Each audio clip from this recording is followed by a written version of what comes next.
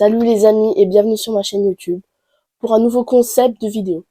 Une fois par mois, je vais faire une analyse sur un film qui sort au cinéma sur le mois désigné. Donc par exemple là, ça va être le mois de novembre. Donc il y aura une thématique qui est selon moi importante d'aborder. Mais vous pourrez aussi dans les commentaires de la vidéo me dire des prochains films qui sortiront par exemple décembre, janvier, etc. Sur des films que vous voudrez que je parle. Il n'y aura pas de problème aussi. Et donc chaque vidéo sera divisée en deux parties. Donc la première partie sera sur la personne qui réalise le film, donc on appelle ça le réalisateur, les acteurs qui vont jouer dans ce film, les acteurs principaux essentiellement. On va parler du synopsis et la thématique qui va être abordée dans ce film.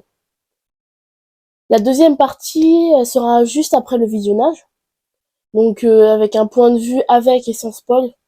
Je trouve ça important d'en parler. Et si selon moi il a été bien réalisé, s'il y aura peut-être une suite à ce film.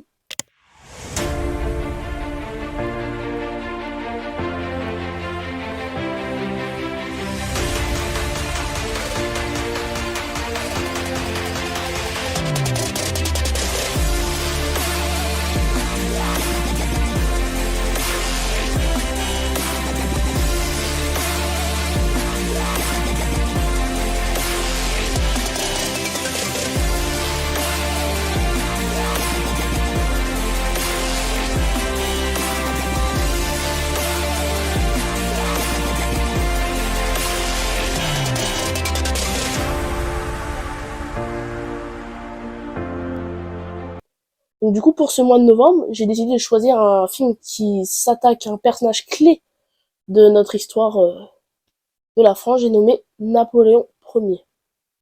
C'est qui Napoléon? C'est lui, Napoléon. Je crois que c'est à l'envers. Ah, pardon, attends, 2 secondes. Non, là c'est bon. Non, je connais toujours pas, je sais pas qui c'est. Non, tu connais toujours pas. Oh. Il a raison, non? Avant de parler du film et tout, il y en a peut-être derrière la caméra qui ne savent pas qui c'est Napoléon. Donc je vais faire un petit court briefing de qui c'est. Donc Napoléon, il est né le 15 août 1769 à Ajaccio en Corse. Et il meurt sur l'île de Sainte-Hélène le 5 mai 1821.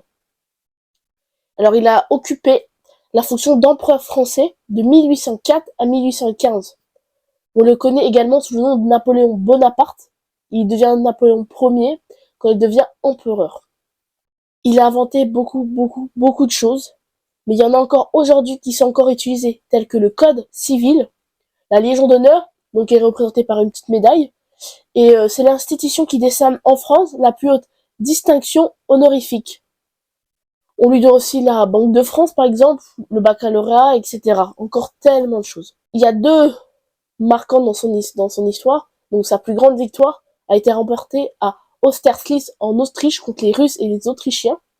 On l'appelle aussi la bataille des 3 empereurs qui s'est déroulée dans les alentours de 1805. Après avoir remporté cette victoire, il a pris la décision de construire l'Arc de Triomphe, qui est sur la place des Champs-Élysées à Paris, et la place Vendôme pour célébrer ses triomphes militaires. Et elle aussi se situe à Paris. Par exemple, vous avez le Ritz qui est implanté sur la place Vendôme. Donc une très belle place. Je vous conseille vraiment d'aller voir la place Vendôme. Elle est très magnifique. Et j'ai eu l'occasion de pouvoir monter dans l'Arc de Triomphe tout en haut. De nuit, c'est très joli. Je vous mets des photos ici, hein, si ça vous intéresse, bien évidemment. Malheureusement, on arrive à sa pire défaite. Elle s'est déroulée à Waterloo. Elle est super connue. Tout le monde la connaît sur ceux qui connaissent Napoléon. C'est sa plus grande défaite, vraiment. Elle est contre les Anglais et les Prussiens. Et elle se déroule aussi en 1815.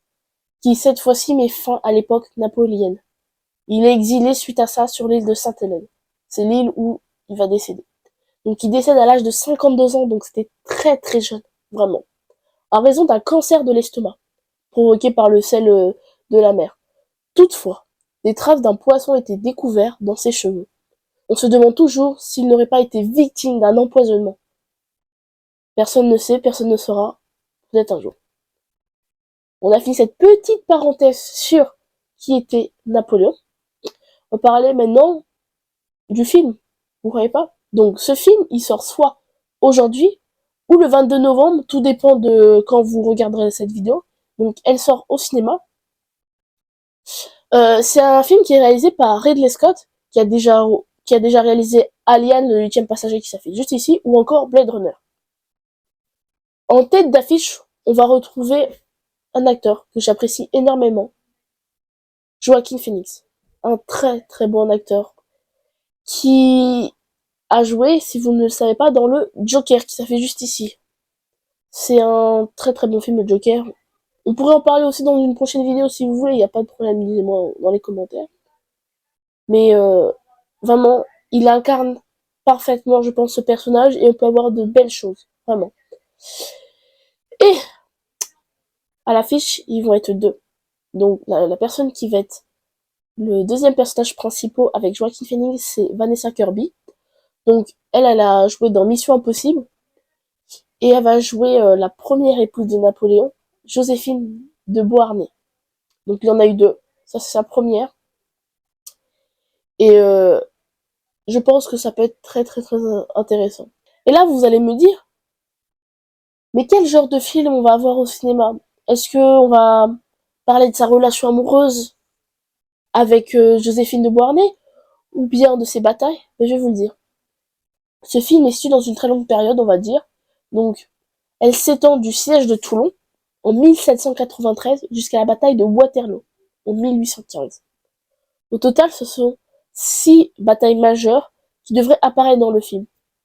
Donc j'espère vraiment qu'on pourra y retrouver la bataille de Waterloo. Parce que la produire au cinéma, ça doit être incroyable. Vraiment. J'ai hâte d'aller le voir. Ça va être l'heure, je vais y aller à la séance. Et puis on se retrouve juste après pour le petit débriefing et pour la deuxième partie de la vidéo également. Sur ce, on se dit à tout à l'heure. Bisous. Et on se retrouve juste après le film, du coup. Il y a beaucoup de choses à dire, hein.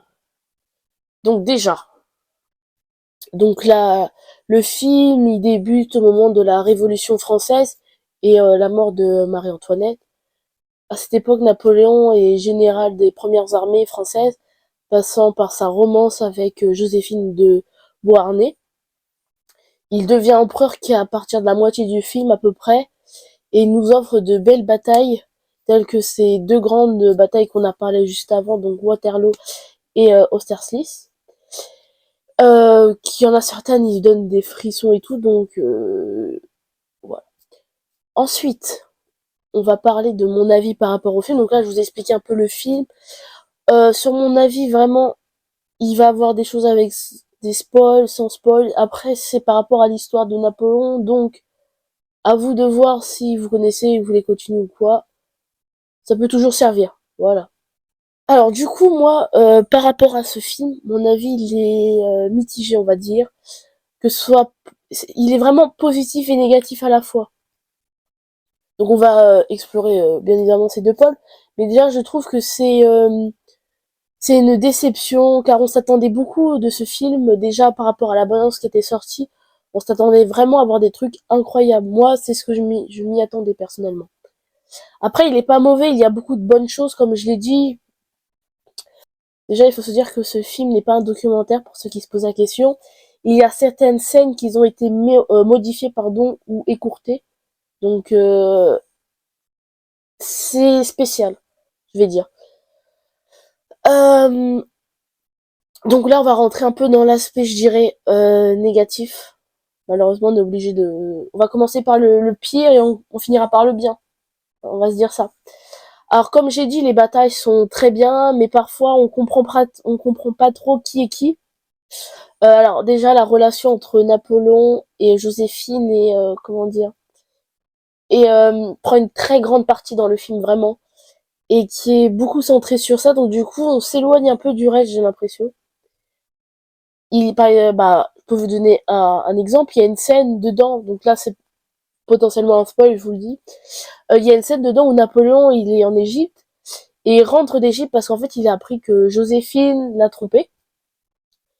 Alors, dans la vraie histoire, oui, il l'a trompé. Sauf que dans la vraie histoire, en fait, il revient pas pour ça, mais il revient pour prendre le pouvoir et donc devenir empereur par la suite. Mais ça suit pas trop et on est beaucoup centré sur la romance. Après, pour les aspects, je vais dire positifs, Euh, il y en a pas mal. Déjà, je voudrais parler des acteurs, que ça soit Vanessa Kirby ou Joaquin Phoenix, ils prennent leur rôle très à cœur, et je trouve que c'est de très bons acteurs qui jouent bien leur personnage, vous voyez. En parlant d'eux, on peut continuer sur eux. En parlant, comme je dis, le film est beaucoup centré sur leur romance. Euh, Il y a une scène dedans, pour moi c'est la scène la plus triste entre les deux, c'est le moment où ils divorcent, car en fait on voit au moment du divorce que Napoléon il est brisé en fait. Il est brisé à ce moment-là, et il est encore brisé quand il apprend qu'elle est morte. Donc c'est la première scène du divorce, c'est vraiment très très triste. Euh, Après les batailles, il y a des très bonnes batailles, comme j'ai dit, les deux meilleures, c'est la première, celle de Toulon.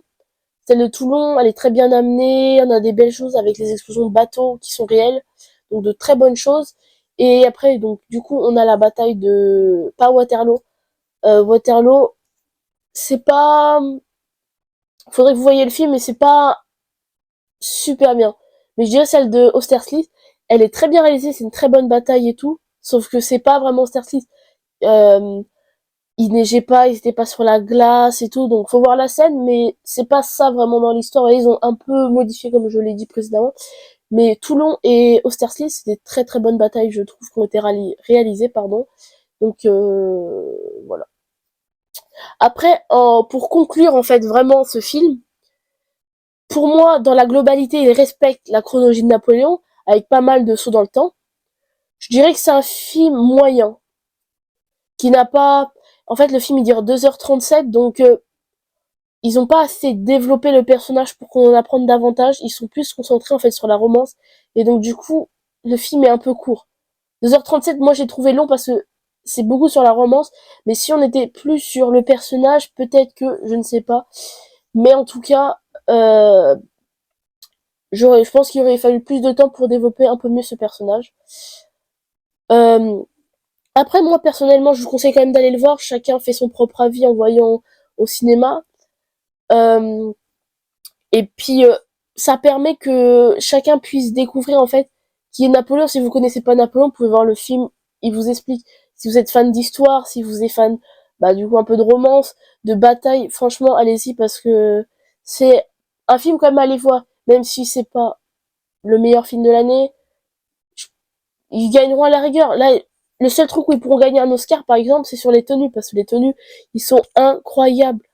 Vraiment très très bien réalisé, bravo à eux. C'est le seul Oscar à mon avis qu'ils pourront avoir. Ils pourront pas avoir plus dans ce film, ça c'est sûr, je pense. Voilà. Donc du coup, j'espère que ça vous aura plu ce concept. N'hésitez pas à mettre dans les commentaires si vous avez aimé le concept, si vous voulez peut-être sur un autre film, décembre, janvier, comme j'ai dit, ou d'autres mois, n'hésitez pas. Et sur ce, on se dit à la prochaine. N'oubliez pas, il y a le questionnaire de formulaire que j'ai mis. Questionnaire formulaire, ça veut rien dire. Il y a le formulaire, pardon, qui est juste en dessous, dans la description, si vous voulez le remplir pour participer à de prochaines vidéos. Voilà. Sur ce, je vous dis à la prochaine, et puis à la prochaine.